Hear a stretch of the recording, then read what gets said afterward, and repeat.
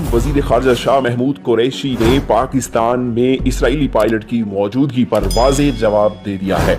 उनका कहना है कि पाकिस्तान ने भारत के 2 जहाज मार गिराए थे और पाकिस्तान की हिरासत में सिर्फ एक भारतीय पायलट था। इसराइली पायलट से मुतल्लिक तमाम खबरें गलत हैं। तफसीलात के मुताबिक वजीर खारजा शाह महमूद कुरैशी का कहना है कि भारत सुबकी के बाद मिस एडवेंचर की तैयारी कर रहा है। पाकिस्तान के बाद इंटेलिजेंस इत्तलात हैं। अमेरिका ने भी कह दिया है कि पाकिस्तान का जहाज गिराने का भारतीय दावा झूठा है। मीडिया रिपोर्ट्स के मुताबिक सेनेटर मुशाहिद हुसैन की ज़ेरे सदारत कायमा कमेटी वजारत खारजा के इजलास में शाह महमूद कुरैशी ने कहा कि 30 मई तक पाकिस्तान को अलर्ट रहने की जरूरत है। करतारपुर राहदारी मुज़ाकरात पर भारत में पाकिस्तानी सहाफ़ियों को वीजा देने से इनकार किया था।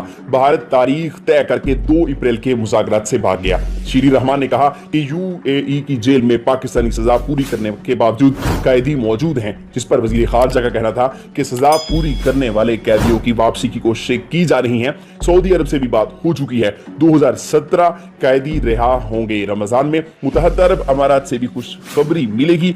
वजीर खारजा का मजीद कहना था कि वजीर आजम की मोदी हुकूमत से मुतल्लक बयान पर तहफ़्फ़ुज़ात से आगाह करूंगा। भारत को डोज़ियर में जो मालूमात फराहम की गई थी इसमें कुछ नया नहीं था। पाकिस्तान ने भारत के 2 जहाज मार गिराए थे और एक भारतीय पायलट पाकिस्तान के कब्जे में था, जिसे बाद में जज्बे खैर सगाली के तहत रिहा कर दिया गया था। और पाकिस्तान की हिरासत में कोई इसराइली पायलट नहीं है। ऐसी तमाम खबरें झूठी हैं जो इसराइली पायलट के हवाले से की जा रही हैं।